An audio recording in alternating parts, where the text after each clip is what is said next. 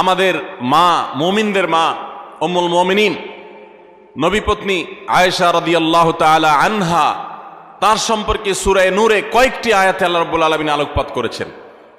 আমরা অনেকে জেনে থাকব আয়েশা রাদিয়াল্লাহু তাআলা আনহার চরিত্রে কালিমা লেপনের অপচেষ্টা এবং ঘৃণ্য কর্ম করেছিল মুনাফিকরা।